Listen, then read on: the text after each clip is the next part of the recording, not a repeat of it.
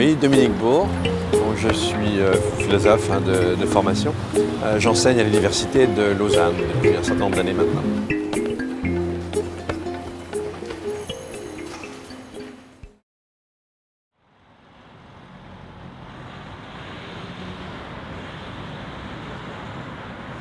Qu'appelez-vous et comment définissez-vous la finitude? La finitude, c'est en quelque sorte le point central, c'est l'espèce de retour sur soi. On se rend compte des dégradations qu'on occasionne et c'est une démarche globale pour rompre en quelque sorte avec un fantasme de la modernité, d'une action infinie aux possibilités infinies, de désir infini, de croissance économique infinie. Et ce mot de finitude, c'est un peu un porte-drapeau pour bien comprendre que cette espèce de tendance vient nous amener dans la situation assez dramatique dans laquelle nous sommes aujourd'hui. Est-ce que la décroissance est un terme qui vous parle et comment pourrait-elle s'articuler? Pour moi, la décroissance, c'est d'abord la décroissance des flux de matière et des flux d'énergie. Et comme on ne sait pas réduire les flux de matière et les flux d'énergie sans réduire le PIB, alors on peut parler de décroissance de manière plus générale. Cela dit, ce n'est pas un absolu. Tout n'a pas à décroître. Et je dirais même que pour préparer un pays à vivre avec un PIB qui ne sera plus croissant, et qui même sera probablement décroissant, il faut dans un premier temps ménager une certaine forme de croissance. Par exemple, il faut réhabiliter le bâti, de telle sorte qu'il suscite le moins de consommation d'énergie possible.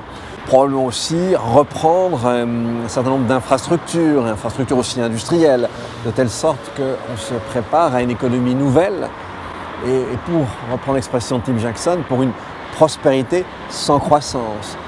Et puis je dirais que la décroissance, ça veut avant tout dire la décroissance de ceux précisément qui consomment le plus d'énergie et le plus de matière pour permettre à d'autres de consommer, eux, plus de matière et plus d'énergie qu'ils n'en consomment aujourd'hui. Donc c'est inséparable d'une certaine forme de partage et de rééquilibrage de la richesse à l'échelle du monde. Pensez-vous que les institutions actuelles, notamment politiques, ont les moyens de répondre aux grands enjeux socio-écologiques? De toute évidence, non. On voit très bien aujourd'hui que nos démocraties ne font face à ces questions extrêmement importantes qu'à tout petit pas, voire parfois à reculons. Alors c'est facile à comprendre parce que nos démocraties modernes, occidentales, elles se sont constituées autour d'un cahier des charges assez clair. Chacun aliénait ses droits naturels, ou en tout cas en remettait une partie au souverain, pour autant que le souverain ménageait d'une part la sécurité de tous, ce qui évidemment est tout à fait fondamental, mais aussi la possibilité pour chacun de maximiser ses intérêts. En fait, de produire et de consommer le plus possible. Et nos institutions sont fondées autour de ce ciment, en quelque sorte. Alors ça ne colle plus totalement avec le monde qui est le nôtre.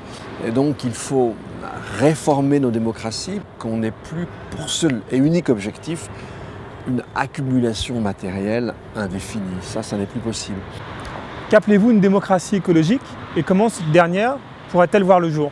La démocratie écologique, c'est le type d'institution qui va coller avec une prospérité sans croissance, pour reprendre l'expression Tim Jackson, avec finalement des modes de vie qui vont évoluer, avec justement des relations où on continue à avoir un commerce au long cours, mais où une grande partie du commerce redevient un commerce beaucoup plus localisé, maîtrisé, à plus petite échelle. Ce sont donc des institutions où d'un côté, finalement, effectivement, on fait beaucoup plus appel à la participation, aux citoyens, où en même temps on introduit dans la prise de décision publique des éléments de contenu, de savoir assez difficiles, scientifiques, sur l'évolution du climat, sur le rythme d'érosion de la biodiversité, etc.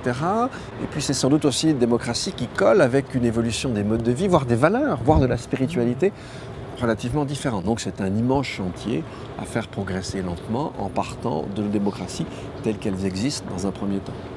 Est-ce que ces nouvelles organisations pourront intégrer une participativité au niveau collectif, mais également une représentativité au niveau de chaque citoyen?